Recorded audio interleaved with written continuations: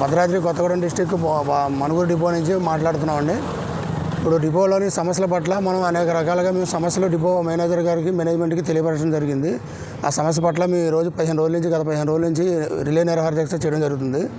దీని పట్ల సమస్య పట్ల అనేక రకాలుగా మేము చెప్పడం జరుగుతుంది. ప్రతిరోజు కూడా చెప్పడం జరుగుతుంది డిపో మేనేజర్ గారికి కూడా.